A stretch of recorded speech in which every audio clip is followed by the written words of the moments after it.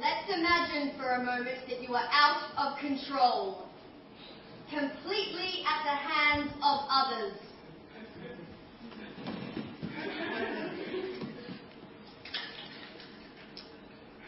Permeated by the excessive liquor you've consumed this evening, you seem to have no limits, no boundaries, no sense of direction, no understanding, and little to no morals. Choices are being made for you.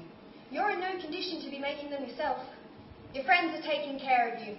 They decide what you drink, what you eat, and who you associate with for the remainder of the evening. And, ironically, it's this safety net that allows you to fall into this inebriated state of disillusionment every other weekend. These friends are so supportive that they don't require any more than a thanks the following day. Do you know why? Because they know that you would do the same for them. Of course, this payback system only works if it goes both ways. And I abuse it. I know that if I drink 3 drinks to every one of theirs, I will always be the nurse said rather than the nurse sees. Of course, your friends can't always be there to guide the way, and sometimes you will find it necessary to burst through the crowd and go in search of the bathroom on your own. Thankfully, women's communal trips to the bathroom have become such a regular occurrence that I often feel lost when I'm in my apartment and I need to urinate and there is no one to help me. Last Thursday was a spontaneous arrangement. I was getting dressed, attempting to be sexy, when track number 7 hit. Suddenly, I felt reckless.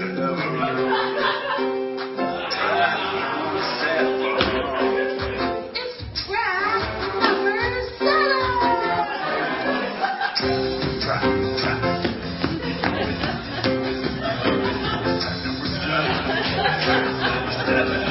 Track 1, track number 7. Hey, let's go out. Track number 7. Makes you feel right.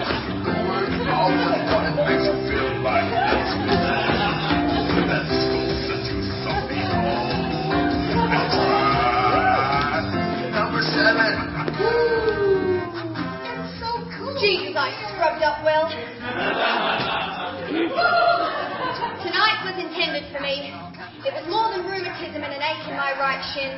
Tonight, the cosmos was out to show me the time of my life. Or apparently, someone else's. Usual beginning. 3 glasses to every one of theirs sent me well on my way to greatness. I was feeling suitably drunk, but would be lying if I said that I didn't desire more. How fortunate to arrive at a party and have the host handing out alcohol like it was a welcome greeting. It was shortly after my arrival that I honed in on Malcolm.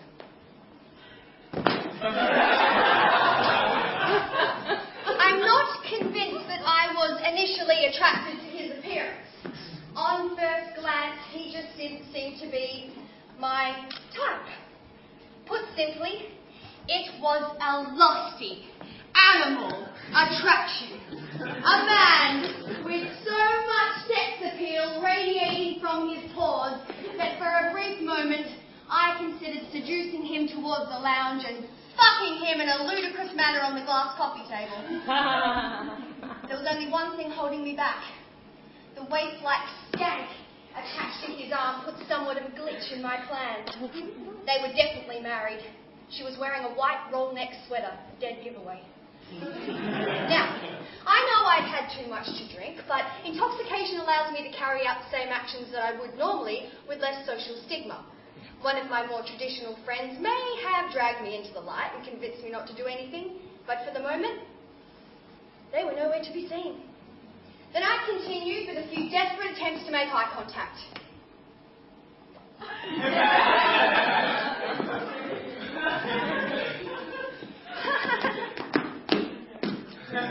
And stuck my straw in a fellatio representative manner.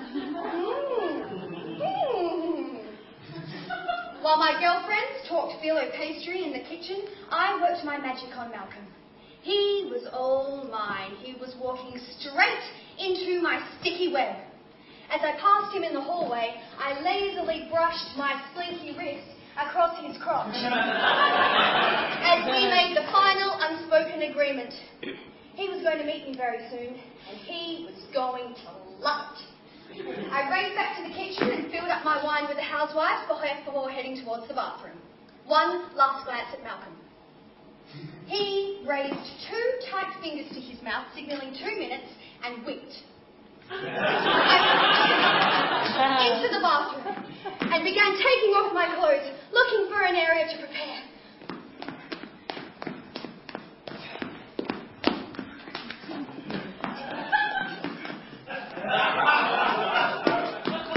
I'd gotten so drunk that my breathing had become hasty.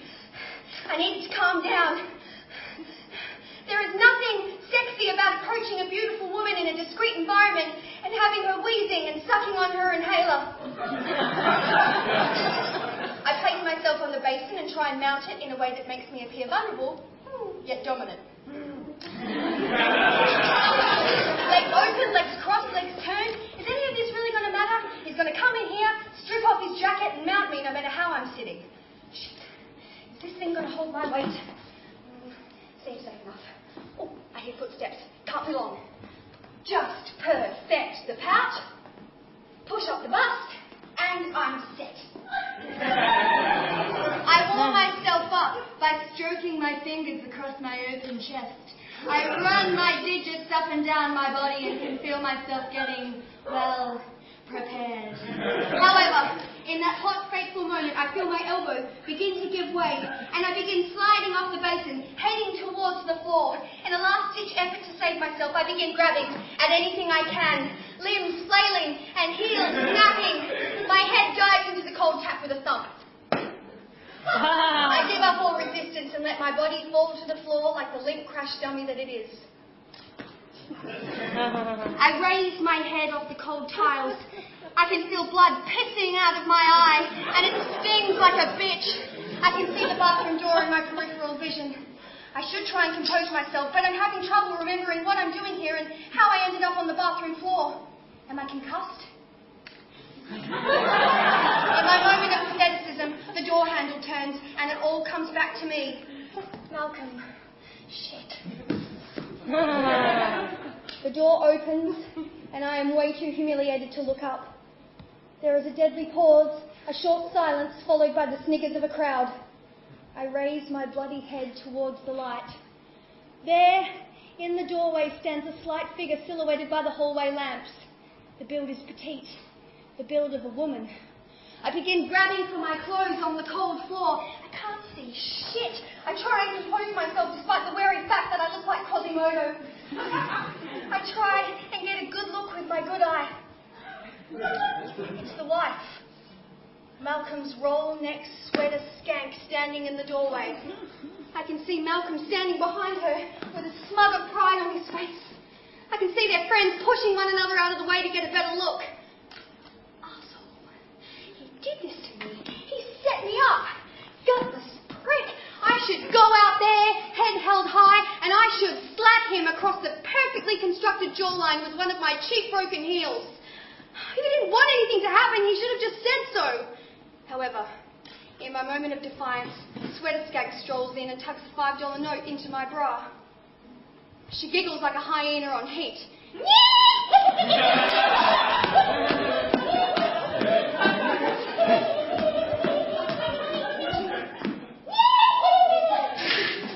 Strolls out of the bathroom, wrapping her bony elbows around Malcolm's neck. And I, of course, am left in the bathroom, on the floor, semi-naked, writhing in my own juices, not of the right kind. Wondering, how am I going to clean myself up? And how am I going to make it out of the hallway without being spat at? Or having my photo taken by their classy paparazzi of bastard friends? I keep the door closed to a symphony of laughter and get dressed. Tonight the cosmos was out to show me the time of my life, and only one question remains unanswered. Where the fuck fuck are my friends, and how dare they let this happen to me?